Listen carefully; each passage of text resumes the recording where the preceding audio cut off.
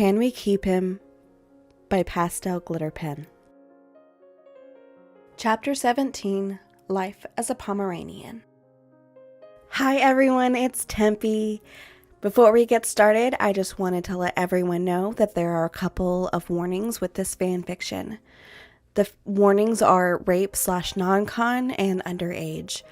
They are referred to a lot, but I will let you know when they are being explicitly talked about in great detail, because I know that can upset a lot of you. So use precaution. I've warned you. You continue to listen to this. So I guess that's everything. So let's get started.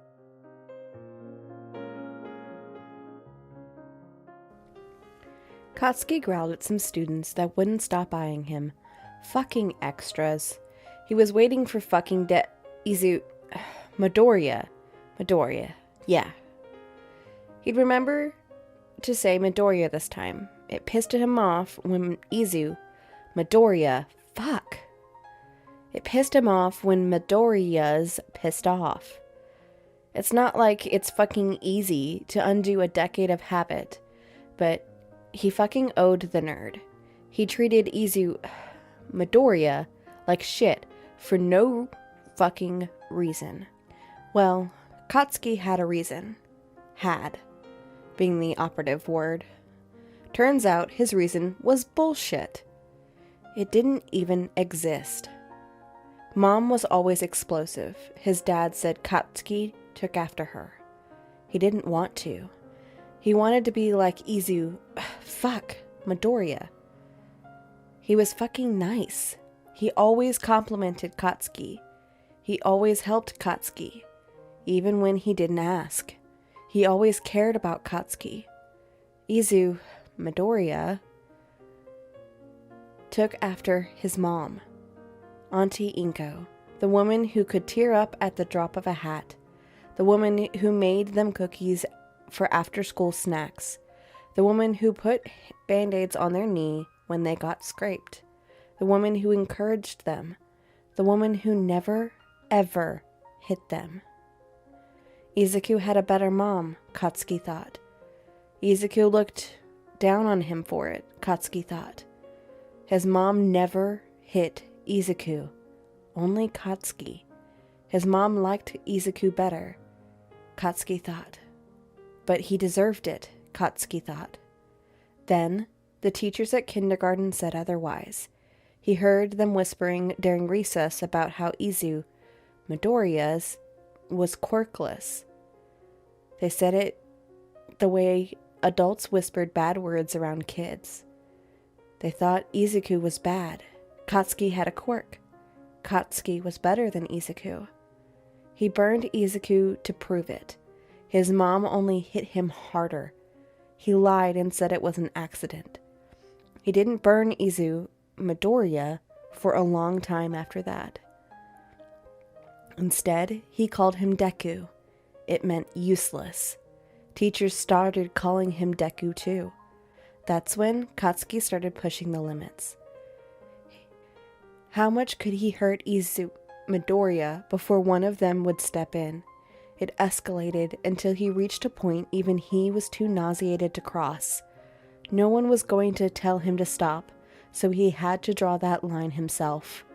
He'd burn Midoriya, and everyone at school would treat him better than his mom.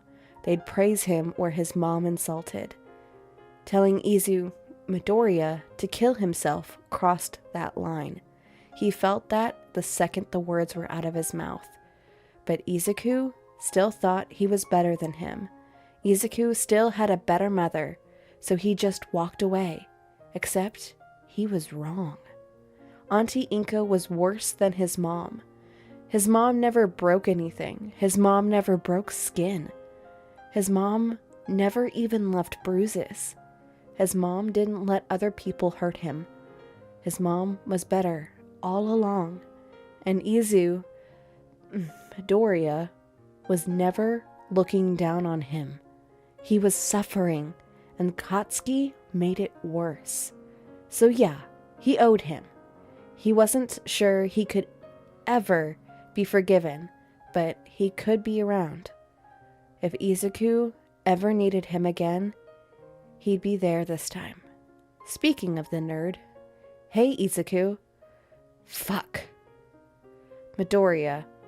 Midoriya didn't even bother to look at him when he corrected him. Yeah, Midoriya. Hey, ever since Discount Batman brought it up, my dad won't drop the idea of family therapy.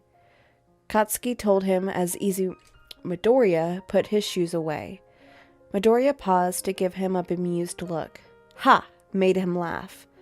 Sorta. Discount Batman? And yep, that was an actual smile now. You watch pre-Quirk movies? Of course, why wouldn't I? Katsuki scoffed. You don't like quirkless people. You made that clear. And what could he say to that? I'm sorry? No, it wasn't enough. He could only continue to be here, or whatever Midoriya was currently walking away to. Midoriya said as they reached the classroom, family therapy is probably a good idea. Why is that? Katsuki gruffed, and then those green eyes were on him, full of concern. Your mom, Midoriya lowered his voice. It's not okay that she hits you. Katsuki frowned and walked to his desk without another word. After everything he did, Midoriya's still concerned about him. About his apparently better mom. What about what Inko did? Why are you walking? Katsuki asked after a couple laps in gym class. Izuku wasn't one to put too much effort in. Katsuki knew he was faster than he showed in class, but he wasn't one to slack off either. I have a doctor's note. Midoriya shrugged. The fuck? Why? What's wrong with you? Midoriya gave him an exasperated look, so Katsuki fucked up somewhere.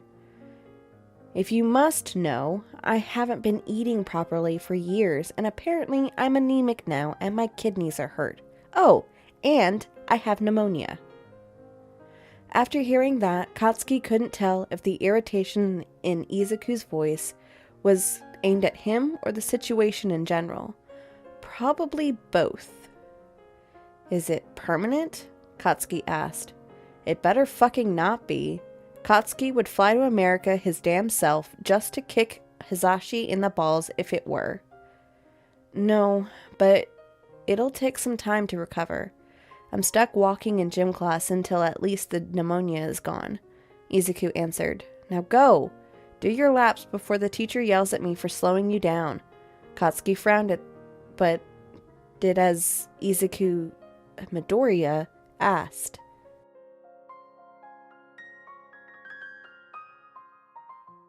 So, are you really going to be adopted by that cockatoo? Katsuki asked as he sat across from Midoriya at lunch. Midoriya frowned, seeming to be thinking. Mike?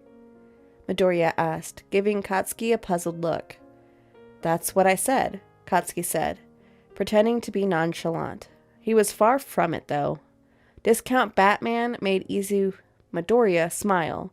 Katsuki was pretty sure friends said stuff to make each other laugh and shit. But then Izuku straight up giggled, and Katsuki's heart fucking stopped. What the hell? Yeah, he is. Or they're trying. Why? Think it'll be weird having a pro hero for a dad? Katsuki asked, ignoring whatever that was. I hadn't thought about it like that, Midoriya said. But I'd have two, not one. Well, duh, they're married, right? Did Midoriya think he was homophobic? That shit's outdated. Two pro heroes, I meant, Izuku clarified. Tall, dark, and broody is actually a pro hero? Katsuki asked, kind of surprised. He thought the guy was just saying that. He's an underground hero. Look up Eraserhead sometime. There isn't much, but he's mentioned. Izuku Midoriya instructed, which Katsuki would definitely be doing, because no fucking way. Okay, so do you think it'll be weird having 2 pro hero dads? Katsuki pressed. Friends talk about their lives. Katsuki was 96% sure of that one.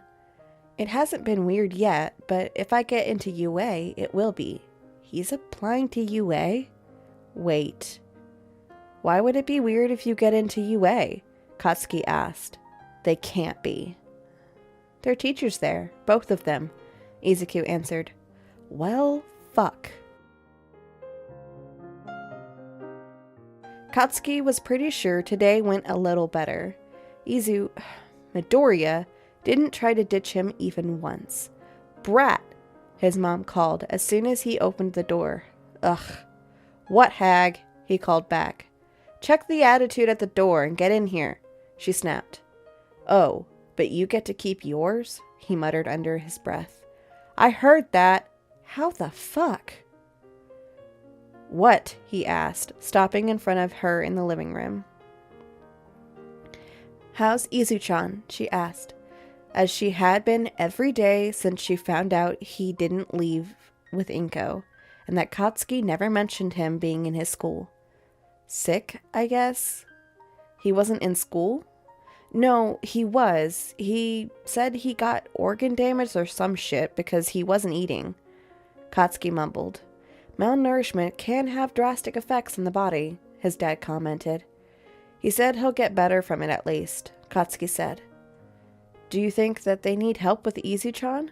His mom asked his dad, completely ignoring Katsuki now.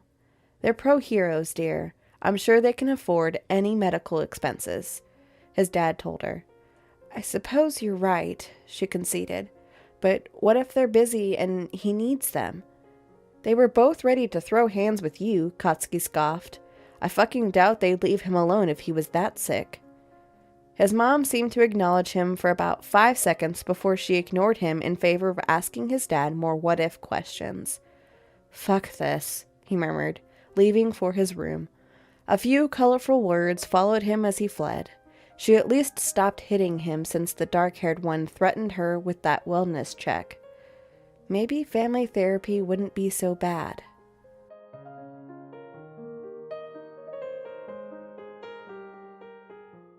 Hey everyone, it's Tempe again. That's the end of this chapter, and if you liked this, please follow the links in the description to go to the original work and support the author. If you liked this, please leave a like, comment, or subscribe. If you have any suggestions for fanfictions or how to make this better, please leave a comment, or you can send the suggestion to my email in the description. All right. Thanks, guys. See you next time. Bye.